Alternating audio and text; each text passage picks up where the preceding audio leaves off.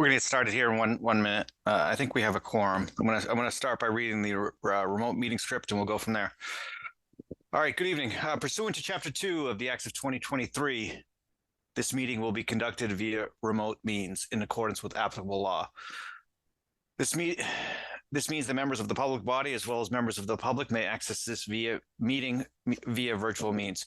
Participants may access this meeting through the remote meeting link as posted on the meeting agenda and through the town's online calendar.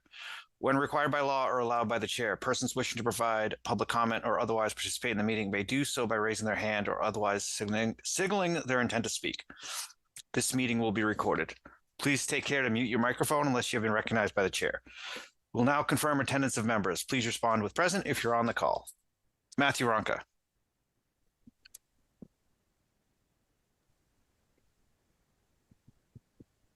Present. Sorry, froze up. That's okay. Elise Mayalowski. Present.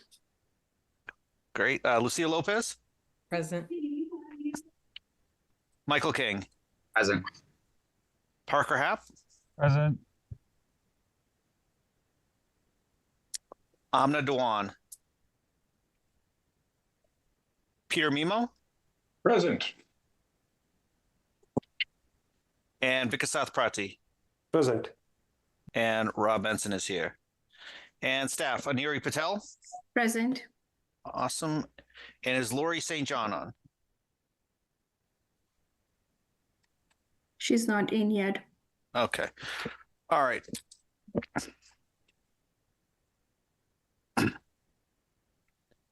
I'm going to get started just jumping right into our agenda. Minutes. Oh, go ahead. Aniri, did you have something?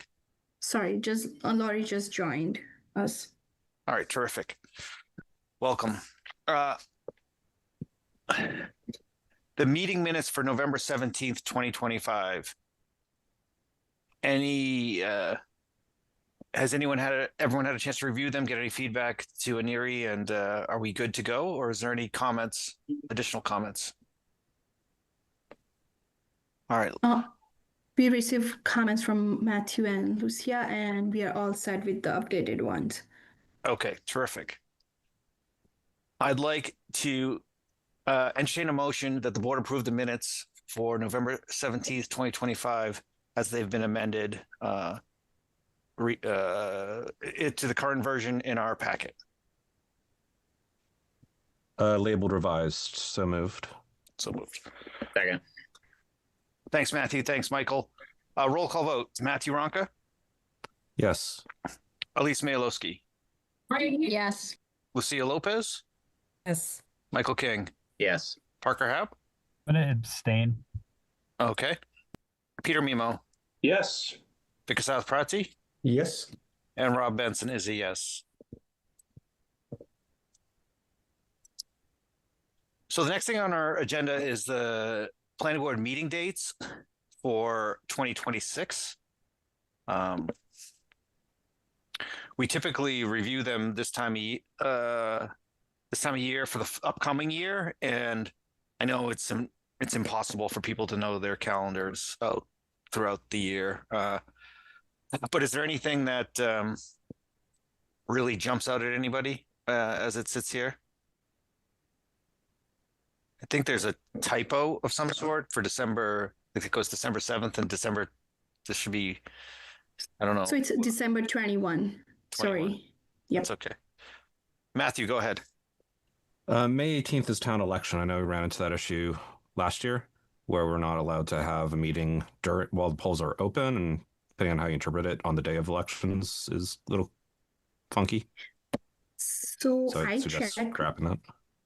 Okay. I also suggest, discuss with John regarding our town meeting. So it's in May starting. So do board prefer any other date in the May, or we don't want any public meeting in the May? I think it's okay to have a meeting in May. I just think it should be. I just don't think it's great to have it on the day of our elections. So, like, we go from April 27th. 2 weeks out would be May, what is that? May. Is there a reason we don't have, 11th. is there a reason not to have it May 11th? We have town meeting 4th or 5th or 11th, so we don't have the actual date yet, if I'm not Okay. wrong. So, All right.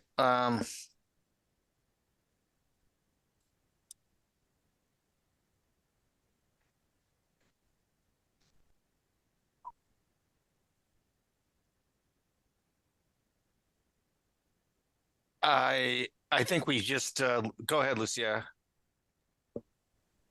I thought I saw somewhere that town meeting was going to be on a Saturday, May 2nd. And that was going to be one of my questions was in addition to, yeah, May 18th being town election. So maybe meeting on a different Monday. If we were planning on meeting prior to town meeting or at least penciling something in case there's anything that comes up prior to like has happened in the past. I think with advance notice, any of these dates can move. Like in the past, if we've needed to meet before town meeting, we've just added a meeting to basically to do that. I think town meeting may is it's weird to have is it just me or do people feel it's weird to have a meeting between town meeting and the election? I think it's okay, but I'm not sure what other people may think. If town meeting is really May 2nd, like we did vote last town meeting to try to have our town meetings on a Saturday, and that would lead to May 2nd. And if we had a scheduled meeting for May 11th, it would be between town meeting and the election, which I think is okay. Anyone else have an opinion? That would be my opinion right now. Is Aniri just if we move the May 18th one to May 11th, and if we need to adjust it when things are coming up, we can do that. Go ahead, Lucia. My thought on meeting between is that we might not want to open anything new if we do meet on May 11th, just because then if we're getting new members on May 18th, then that might complicate things. Yeah, we have that just in general with our whatever our last meeting is before the election. We have that risk, and we're gonna have that no matter when our last meeting is. Be my take on that.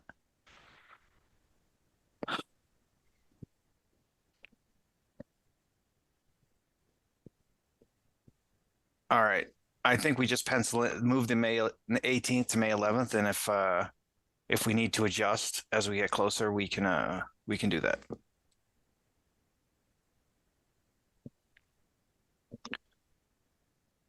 All right. If it's okay, I'll move on to item 1.3 on our agenda, which is approval not required. A&R plan 0 Main Street, 14 Main Street, 10 Walcott Street, Bay Path Plaza. Aniri, would you be willing to give us a quick background, or is the applicant on? And maybe they could give us a background. Do you know if the applicant's on? I don't know. Hi, I'm the permitting manager for Capital Group. We're assisting the applicant. I'm just here really to see how it goes, but I can answer some questions if you have them. We typically try to get an overview of what like what's being done, and then that's all we're really looking for. Okay, so basically what we're trying to do is for the applicant, we're combining the 3 lots for future development. Basically, right now the 3 lots are owned by different individuals, but they kind of have one common owner among them, the 3 of them. And the first step for the future development is to have all 3 of the lots combined. What do you have any specific questions that I could possibly answer, or? Let me open that to the board. Does anyone Yeah. have any specific questions?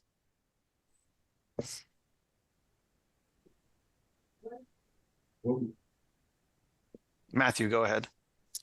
Thanks. Yeah, it's probably not pertinent to the A&R, but I'm just kind of curious if there's only one common owner, like if there's a plan for the property, just because, we just had some discussion about this area a couple meetings ago. I'm just kind of curious if there's any thoughts about what would happen here. I believe a plan is under development, and I know that they're scheduling a meeting with the town, I think, to discuss the plan that they're developing. I'm not at the moment in on that end of it, but I believe it's next week or so that they're going to be meeting with the town to review everything and discuss the future prospective plan. So yes, ma'am.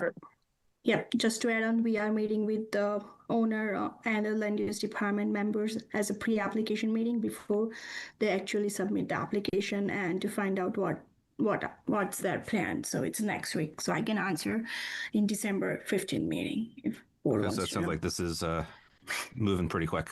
Thank you. Thank you.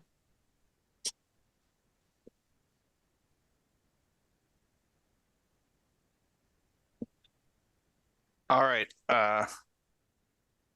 Obviously, I think we're all curious what the what the future for these parcels is, but I think for our purpose, really, it's an A&R plan, so it's approval not required.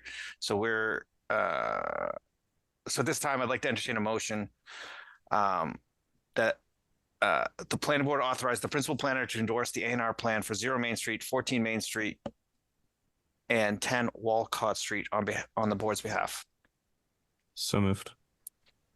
Thanks, Second. Matthew. Thanks, Michael. Roll call vote. Matthew Ronka, Yes. Elise Smailowski, Yes. Lucia Lopez, Yes.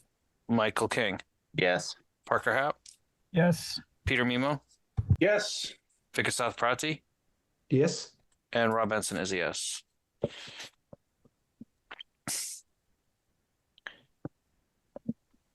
All right, moving on to item 2 on our agenda is 85 89th Street. So the applicant has requested to withdraw without prejudice. I don't know if we need any discussion on this. We've talked about it at our last meeting and decided to leave it open so they could work with the principal planner on next steps. And these are the next steps, is to request to withdraw without prejudice. So I'd like to entertain a motion that the board allow the applicant to withdraw the minor project site plan application for 85-89 West Main Street without prejudice. Point of order. Didn't we just approve that in last meeting according to the minutes? So we just did as an administrative item. We did not close the hearing. The actual Right, but minutes. we allowed them to withdraw without prejudice. That motion was in last minutes. No, board needs to vote tonight to withdraw the application. Because we received a So is it that email. we're accepting that they've withdrawn as I- opposed to allowing them accept their withdrawal? Okay.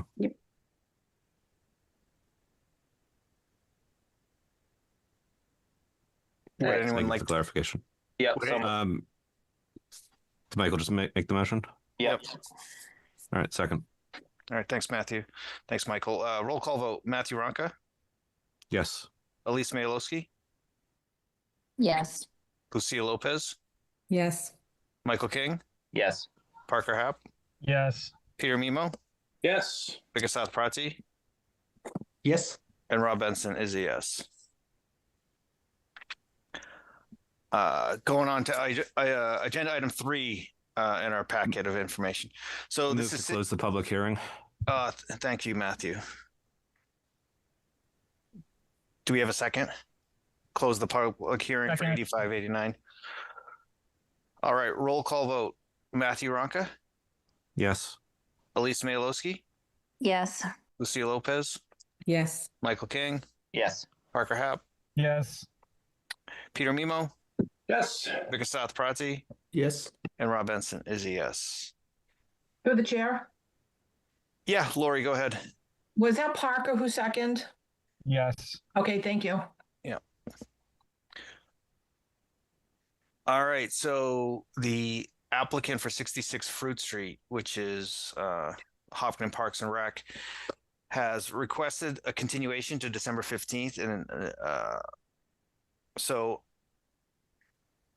I don't think there's a motion written in the packet of information, but I'd like to entertain a motion to continue the public hearing for 66 Fruit Street to December 15th and extend the decision deadline to December 22nd, 2025. So moved. Second. Thanks, Matthew. Thanks, Michael. Roll call vote. Matthew Ronka, Yes. Elise Mayalowski, Yes. Lucia Lopez, Yes. Michael King, Yes. Parker Happ, Yes. Peter Mimo, Yes. Vikasath Prati, Yes. and Rob Ensign is a yes. All right, on to agenda item 4, which is new to us.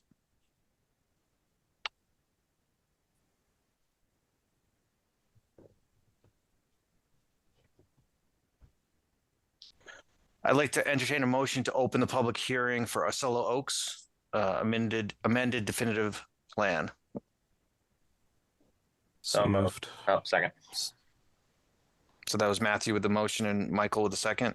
Yep. Roll call vote. Matthew Ronka, Yes. Elise Mayalowski, Yes. Lucia Lopez, Yes. Michael King, Yes. Parker Happ, Yes. Peter Mimo, Yes. Vikasath Prati, Yes. and Rob Ensign is a yes. All right. Aniri, would you like to kick us off and give us a staff report, or maybe is the applicant on? Maybe we get an introduction to the project from the applicant and then get the staff report. So, Rob, I'm not allowed to vote on this, but I'm going to be representing the applicant. I don't know if my camera's working. I'm in my mobile office right now. I saw you for a minute, but then it cut out. Okay.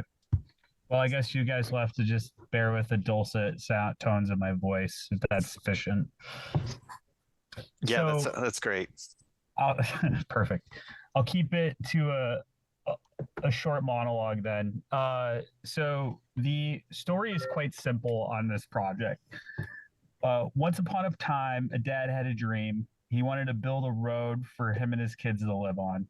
The year was 1992 of our Lord, and Michael Auciello sought the town of Hopkinton to build his road and bought land from then Bill Tetlow, and thus put into motion the building of Osceola Oaks.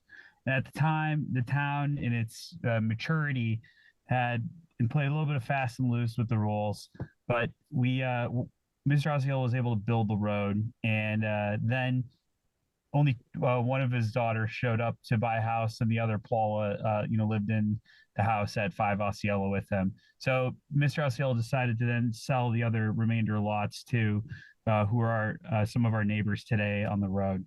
And as it worked at the time, the town, plowed the road and, continued to perform, maintenance at times and according to the record, which I'm happy to share with you. But what happened along the way is that Mr. Osceola, he wasn't a developer. He was a dad, and he tried to make attempts to get the road accepted by the town multiple times. In fact, in 2009 and 13 and 14 and 15, there were attempts when he petitioned the planning board and sometimes showed up to the meetings, but sometimes didn't. And the truth is that I think Mr. Osceola was well intended to try and get the road accepted, but wasn't quite either sure of how to go through or what needed to be updated. And in his advanced age, sometimes didn't attend the meetings, or maybe it slipped the calendar. I'm not really sure, but this is a situation that's quite unique for the town in terms of what we're seeking. In fact, as we were notified a couple years ago by the DPW when I actually bought property on Osceola that the town was no longer going to plow the road. This started to come to a head, and then last year we had a immense situation on the road where it snowed, and then it rained, and then it froze, and we had about a sheet of ice like 4 inches thick up and down Osceola that neither postal truck or oil delivery was able to traverse. And so myself and the residents are humbly petitioning the board to update the original subdivision plan, which states on subsection D that the owner of Osceola shall be responsible for the road at no additional cost to the town. Because without removal of this line item on that original approval, we're not going to be able to petition the town to accept the road. And we could talk a little bit about some of the other nuances to the plan, but that's kind of like the high level of why we're reaching out and in front of the board today, is we need that removed before we can move forward with some of the other requirements that need to be done. Thanks, Parker. Quick question: did I assume, because just the nature of what you said, there was never any homeowners association or never any plan to collect funds to do this type of maintenance?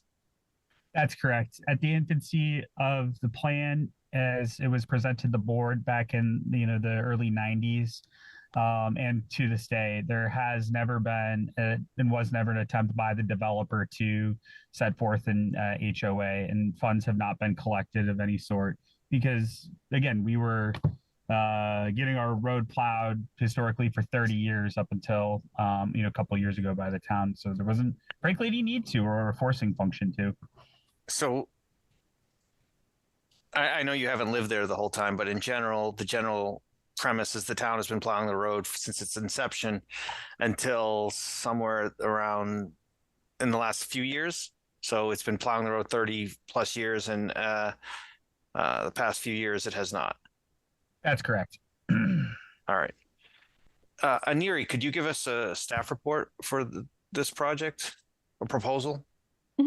Sure. So the purpose of the request is to allow residents of Accelio Drive to pursue a future petition to accept Accelio Drive as a town road, as a public road, and by removing the condition does not mean itself it accept the public as a public road. So applicant need to file a separate application for that and go through the town meeting. And if board is inclined to support to the amendment, it may also wish to consider hiring an independent engineering firm to assess the road and all the associated drainage system to make sure that it is acceptable by town to adopt that as a public road. We have Carrie from DPW here as well. She sent her comments to the planning board. It was attached in the email in the file folder. But Carrie, if you want to add anything.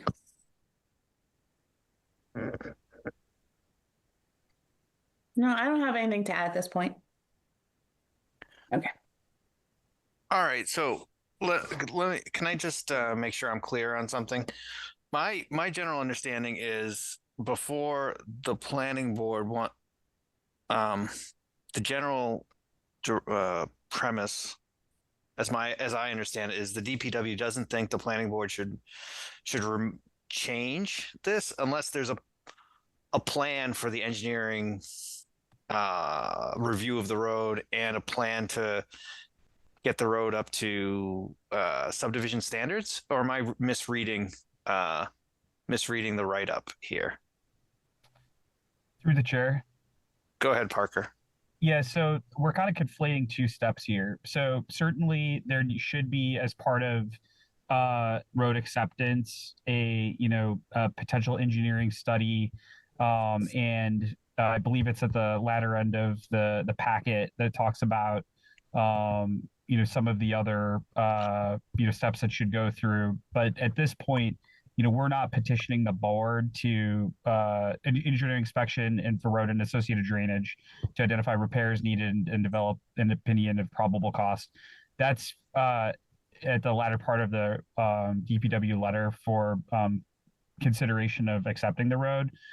we're not here petitioning for road acceptance today. We're simply looking to remove the subsection D, and think we're putting the cart before the horse. Because an approval, as it says in the 4.6 or 4.6.1 principal planner section, the town needs to state that removal. This doesn't mean we're going to get our road plowed, which we understand that. And as the latter point says, it's inclined to support the amendment and may wish to do a independent engineering inspection of the roadway and associated prior to any acceptance. But we're not looking for acceptance here. We're just looking for the removal of that subsection today.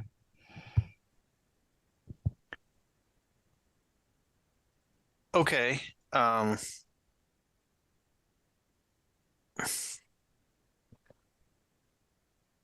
So, does anyone have any questions on the board? Go ahead, Matthew. Two separate questions. One is, what timeline is the applicant looking at here, given that it's December? Would this have to come back to the board to recommend acceptance before town meeting, or would it just be a citizen's petition direct for the town to accept it? I'm sorry, there was a horn in the background. What was the question again? I apologize. I was asking Rob if this would come back before us for the planning board's decision if we were recommending acceptance before town meeting, and whether this was intended to eventually make it onto the 2026 annual town meeting. Parker, do you have a timeline of like the hopes if this could be cleared relatively soon? Is the idea to basically somehow come back to the planning board to basically get a recommendation that the town approve the road before this year's town meeting? We're going to try to get and abide by that timeline. We still have to get a lawyer to look at a draft proposal of what our article would be and the wording for a petition, just to make sure that the conditions, not the conditions, but the wording of the petition would be in line with what we're asking, for the town to approve. But yeah, that would be in best case scenario, Matt. And Rob, the other question is, the applicant has a section here on legal risks, which I don't entirely understand what its relevance is. It sounds like it's just defining that states could have liability in certain situations. I know the DPW talks about how there's no, even if we were to remove this clause, there would be no obligation for the town to start plowing or taking care of the roads in violation of the current bylaws. But I'm a little confused by that section there and what it's intending to convey. Yeah, so this is kind of like me throwing a little bit of spaghetti at the wall to see what sticks, candidly. But I was going through the research on this in the Laserfish archives and started to hypothesize, all right, well, what happens if this doesn't get done for generations? And in fact, I've started to look at what is like the potential liability, not only for like homeowners and adjacent property owners, but then I started to look into, well, what if the town knows about this and doesn't do anything? And I actually found ample case law, not just asking ChatGPT, but actually reviewing the cases themselves, confirming that there have been instances of the municipalities, towns, even the city of Boston, that if there's a deliberate ignoring of like a private nuisance, that towns can be held liable. And it's kind of due to like the nuance of us being a commonwealth and common law.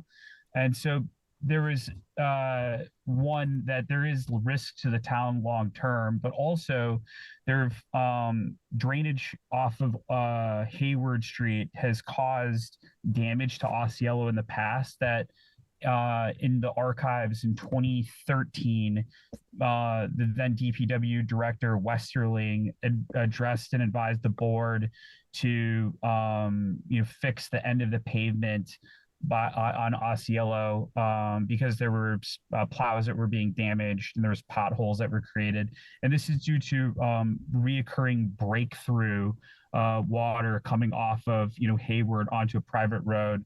So it's not to bore anybody, but it's to essentially outline that this is a weird situation and that there is ample data to suggest that the town could be held liable for damages if somebody is hurt on the road, but also runoff from the road onto a private road is happening as well. So possibly should be considered, as part of the equation that the town has, fixed it in the past too.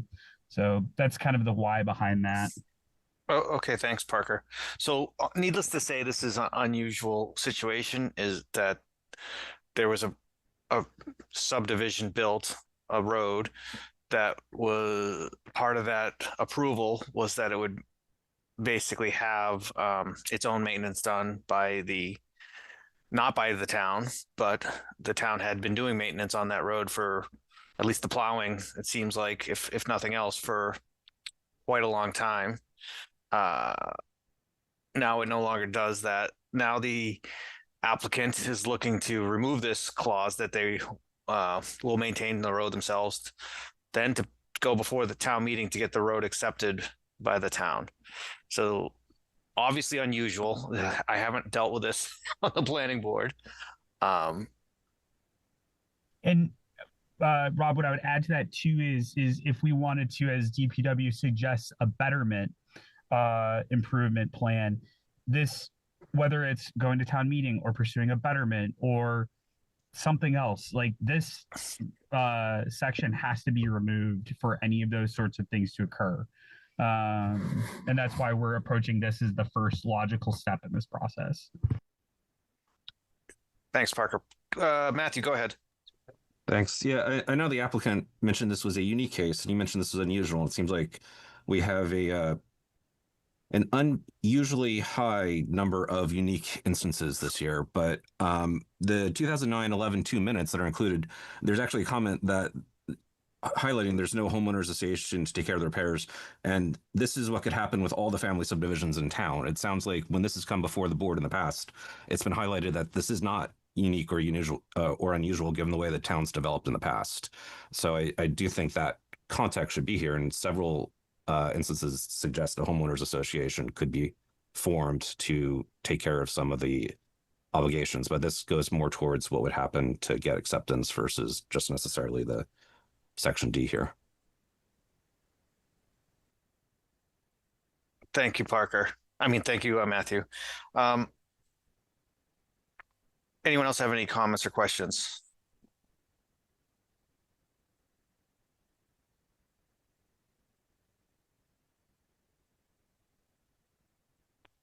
Carrie, I have a question for you. Do you know if we have any?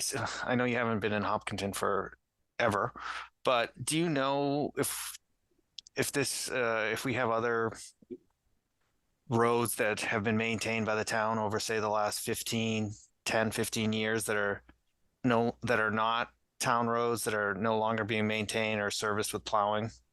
Yeah, so there's a difference between maintaining and plowing. So Okay. there was a practice that allowed plowing, but no maintenance. So you couldn't fix So that's- potholes, make repairs. If those were to be done, they were done under the bylaw that, there is a bylaw that allows for minor repairs on private roads.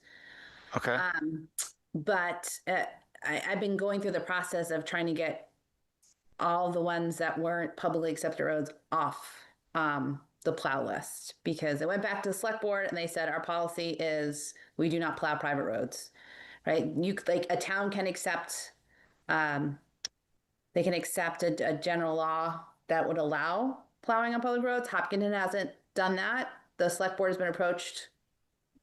I asked them, I guess this was probably 2 years ago, that other email, I think the letter that Matthew was referring to, this has come up, every decade or so, and they decide not to. So there were roads, we've slowly been taking them off. A few similar-ish roads. Echo Brook Lane, I believe it was similar. Father owned the property, subdivided it for his kids, passed away. Later, it was subdivided even further. And the planning board decision had the same exact language. So I think it was around the same time. And I think it was one of these like family subdivisions. And I'm air quoting because there's no such thing. But I think at a certain point, Hopkinton was more willing to make adjustments or amendments or exceptions to subdivision rules and regs to try to keep families in town. Maple Ave was another one recently. That's a dirt road over off of Front Street that we stopped plowing. It was clearly a private road. Arc Road, there's a few that were named driveways that, you know, they had like a street sign. So contractors just assumed they were a street. They were not. There was at one point a shared driveway bylaw, but I believe that's been removed. Whitehall Lane was another one. But So there's this is the first one that's come to the planning board that I'm aware of in the past 5 years that is to like remove a stipulation. Right. This is, as far as I know, the first private road that the abutters would like to become public. Most of them, it seems like the abutters want it to stay private. They just want it to be plowed too. Yeah. Okay.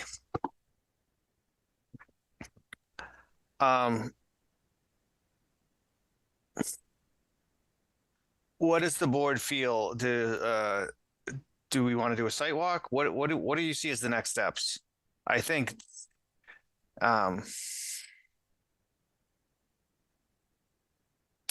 the thing we want to be cautious about, at least from my point of view, is putting the town under financial obligations related to this road. So I don't want to speak for our DPW director, Kerry, but I don't think we want to sign up for rehabilitating the road right now. Be my guess. I think that we would want the road rehabilitated before acceptance at a minimum. So I think that's where we're at. But in terms of removing this bylaw, that's I kind of agree with Parker. That's kind of a separate thing. Does the board want to go on a site walk? Aneri, go ahead. So I just want to add on the street acceptance process.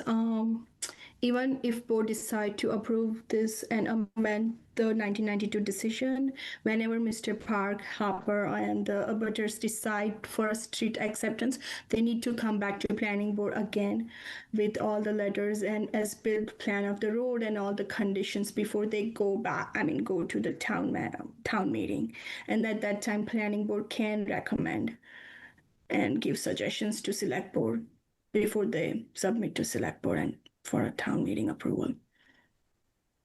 Unless they could go through a citizen's petition, correct?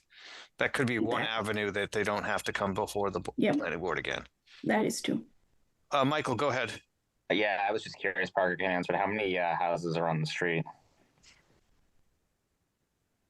Oh, yes, good question. So it's myself, the Osceolos, the Mills, Littles, and the Kavanaughs. So 5 houses on Osceola, and then there's an abutter at 52 Hayward, I believe, that is, pretty much like on the street as well. Got it. Thanks.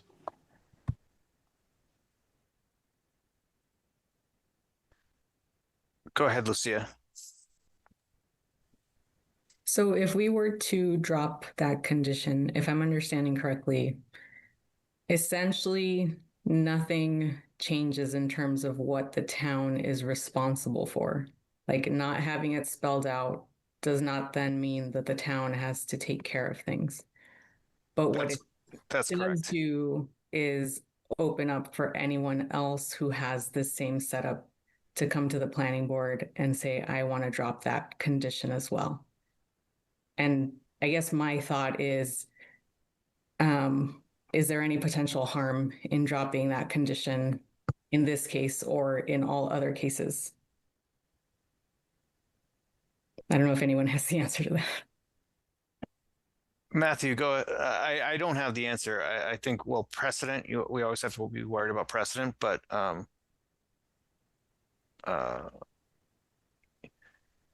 Was I recognized? yeah, Matthew, go ahead. Okay. I mean, I don't know if the professional staff in town have a better opinion on that, either Aneri or Carrie. My reading of it and the conversation has been that it's basically a restatement of fact for the applicants when they've been adding these, just to make it clear that they're responsible for the roads at that time. I don't know that removing it, as long as we're making it clear that we're not taking on additional liability for the town, et cetera, that it's in Carrie's letter. It's I don't know if there's anything else you want to do to cross T's and dot I's. My assumption has been that it's basically to reinforce in the instances where we've done this as a board that the applicant's continuing to be responsible for maintenance of the road. Did we do this most recently? There was a shared driveway also. I'm trying to remember if we had this wording earlier this year. But that's my. Yeah, what was that case again? I was racking my head around that earlier and I couldn't remember what it was. There was one to remove it. I think that might have been on Zero Benson, maybe. I can't remember. There was also the south. There was one over by Whitehall that Yeah, it was off Winter Street. Recognized. Off Winter Street, they wanted to put a shared driveway so it minimized wetland disruption. Zero Benson Road was they put a clause in. Yeah. That they would donate the land to the Yes, halt. that's right. And they didn't. Yeah. Thank you for refreshing my memory on that. And I think like that's what I was trying to kind of like delineate, is this being like a different situation from that with the one paragraph in my outline about street exceptions, discussions of like past roads, where Cold Spring Lane, Pine Tree Lane, Cider Mill Road, Cranberry Lane, and Cobbler's Way were added to a list in town meeting in 2017, where Osceola Drive was, and Ken Weismantel, the then planning board chair, asked why Osceola Drive wasn't considered as part of these, private roads that were an old subdivision roads and private streets that were accepted as public ways. So there's been like times in the town where this road should have been, considered as part of that, but this subsection specifically is what held up the town from being able to formally add it to the list to be accepted a decade ago. And so we're kind of trying to like close the chapter on this. So I think it's like a little different than like a condition approval that Halt would take over the road, or somebody trying to like split a lot or anything like that is what I'm trying to say. And I'm happy to share in the chat too, or with the board, the link to those meeting minutes as well. Matthew, do you have your hand raised? Yeah. So I don't have objection to striking the clause, as long as it's noted, right, that the town's not accepting any additional obligations here, and it doesn't change the status of the road, and it doesn't show any position of the board that would be in favor of accepting it in its current state either. That's all for a different hearing.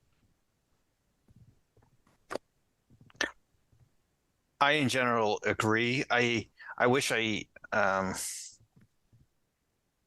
can understand why like it was in the decision back then, but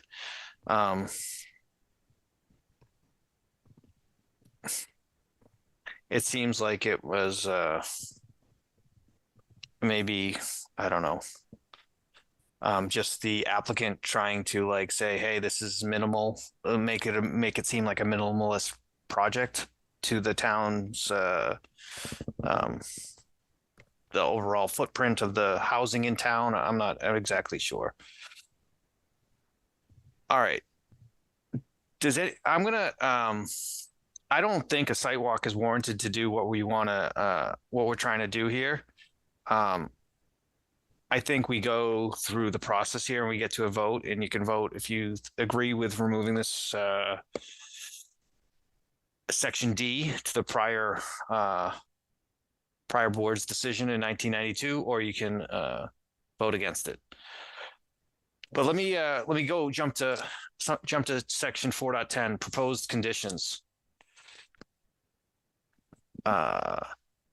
Approval of this amended definitive subdivision plan shall not be construed as acceptance of Osceola Drive as a public way.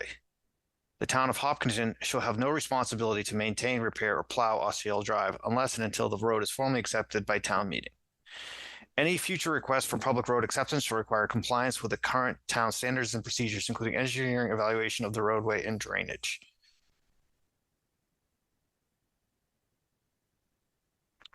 Let me jump to actually and go to 4.9, the findings. The applicant is requesting the removal of a condition imposed in 1992 requiring that Osceola Drive be maintained by the owners at no expense to the town. Removal of this condition does not constitute acceptance of Osceola Drive as a public way and does not require the town to perform maintenance or improvements. All right. I'd like to I'm going to 4.12. Aneri, did you have something or no? I just want to add that Mr. Parker have and we party cannot vote whatever the board decide. Who?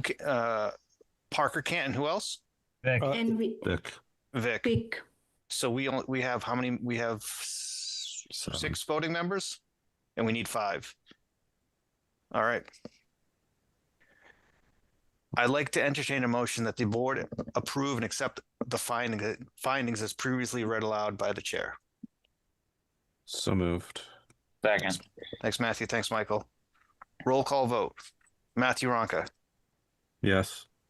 Elise Mayalowski, Yes. Lucia Lopez, Yes. Michael King, Yes. Peter Mimo, Yes. and Rob Benson is a yes. All right.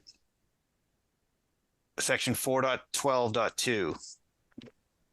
I'd like to entertain a motion that the board approve the amended definitive subdivision plan for Osceola Oaks with the following conditions as they were previously read aloud by the chair. I move the board to approve the definitive subdivision plan for Osceola Oaks as with the conditions as they were previously read aloud by the chair. So, sorry. Who was Peter? I'll Peter second. with, Peter with the second. All right, roll call vote. Matthew Ronka, Yes. Elise Mayalowski, Yes. Lucia Lopez, Yes. Michael King, Yes. Peter Mimo, Yes. Rob Benson is a yes. All right, before I close it, I think you've got the much harder work in front of you, Parker. But at this time, I'd like to entertain a motion to close the public hearing for Osceola Oaks. So moved. Thanks, Matthew. Roll call Second. vote. Thanks, Elise. Roll call vote. Matthew Ronka, Yes. Elise Mayalowski, Yes. Lucia Lopez, Yes. Michael King, Yes. Peter Mimo, Yes. and Rob Benson is a yes.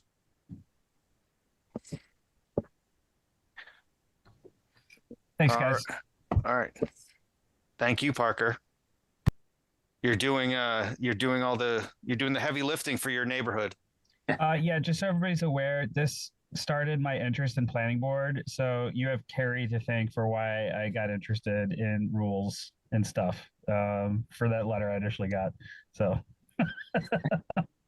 this sparked the interest.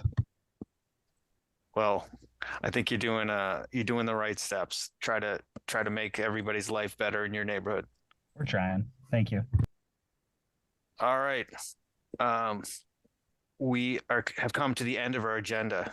Our next meeting is December 15th. So at this time, I'd like to entertain a motion to adjourn for this evening.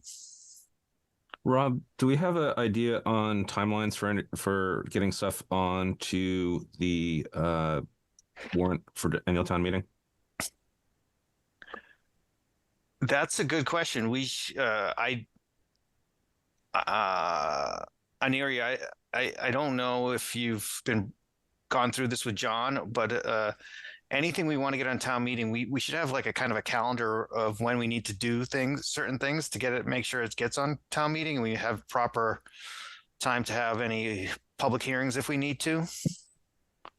I'm going to discuss with John. We have that in mind. One of the topics going to be MBTA zoning, so which we are doing the discussion with ZAC members, ZAC committee. So that one of the topic is that, and I need to work with other topics if we have anything to add. Can we just get an agenda item on for next meeting for basically town meeting, planning board calendaring to prepare articles for town meeting?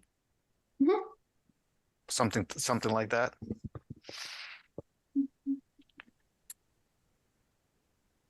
All right. Would anyone like to entertain, move a motion to adjourn? So moved. Second. All right. Thanks, Vic. Thanks, Matthew. Roll call vote. Matthew Ronka, Yes. Elise Mayalowski, Yes. Lucia Lopez, Yes. Michael King, Yes. Parker Hab, Yes. Peter Mimo, Yes. Vikasath Prati, Yes. and Rob Benson is yes. All right, everybody. Have a great night.